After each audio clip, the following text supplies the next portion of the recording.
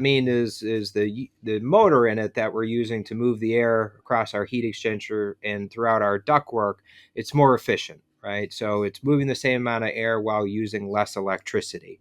So oftentimes that can be one of the hidden costs that people don't necessarily think about when they're heating their home, especially with natural gas, because obviously they see the gas bill and they associate that with their heat, not their electric bill. So that's one of the features. Something else that also is somewhat of a energy efficiency benefit is what we call multi-stage or modulating furnaces. What this essentially means, a day like today where it's about 40 degrees outside, so not as cold as we're going to see, but also, you're not opening your windows and enjoying the nice cool air outside, right?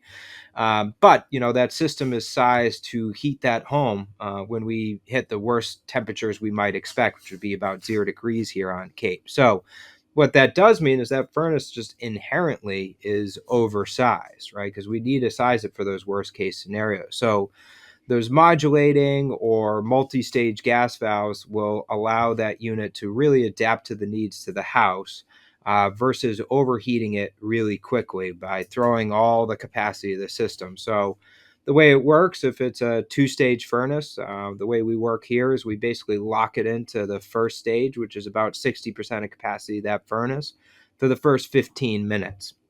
If the thermostat after 15 minutes is still calling, that furnace is going to recognize it and say, all right, let's go to our second stage, which is 100% capacity of that unit. In doing so, again, we're going to more gently heat up the house, right? We're not going to be throwing the full capacity, potentially overshoot the thermostat and get these hot cold scenarios where, thermostat's got to call, throws the heat, then you get hot, and then it's got to cool off. So they can help compete with that, as well as, help lower your utility bills. Is it smart enough to know if, like, the temperature is 60 degrees and you've just set the thermostat at 70, that it needs to go at 100% to, like, really, get it up to there? Or does it still just kind of, for the first 15 minutes, it'll gradually heat it up and then kick into the higher gear? Yeah, so the multi-stage, so like the two-stage furnaces, generally that's going to be based on just operation time, right? You're going to set some sort of arbitrary number.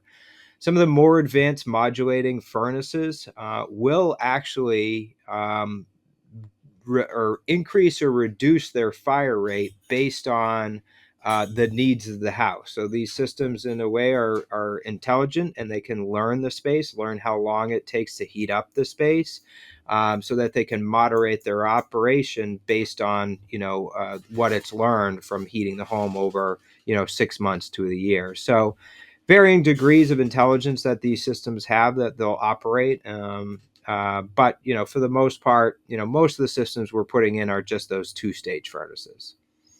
Can a ducted forced hot air system be easily integrated with other HVAC components, like central air conditioning, for example?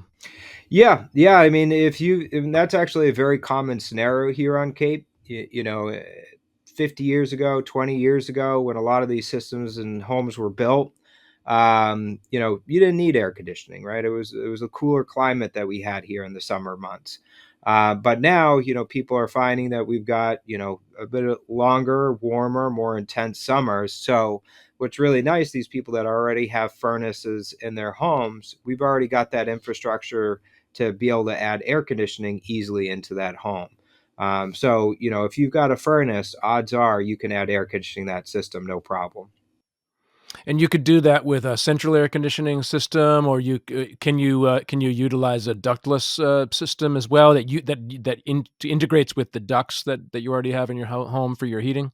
Yeah, so I mean, you're probably going to go with something more conventional. The mini splits, the ductless is more kind of its own style system that's going to be standalone. But we can do what we call dual fuel systems, which will utilize heat pump technology, with that existing ductwork, but maybe not all the time, right? Maybe people don't want to fully decarbonize or fully depend on heat pumps. So, what's nice about dual fuel is we get best of both worlds. We're going to optimize the efficiency and cost effectiveness of the heat pump down to about 40 or so degrees.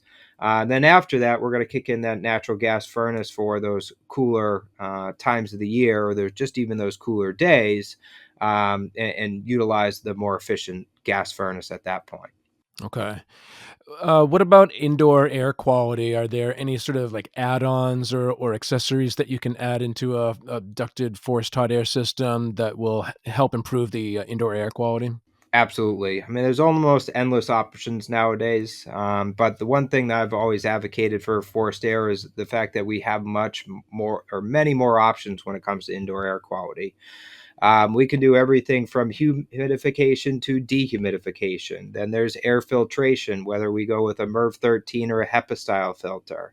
There are UV style lights that can help keep your evaporator coils clean. There are I-wave devices that can be used to, help clean the air as well. So, our options with forced air systems is, pretty wide and varying, and we can really customize that system to each individual person's needs. And then finally, how does a ducted forced hot air system contribute to environmental sustainability? And are there eco-friendly options or features that are available as well?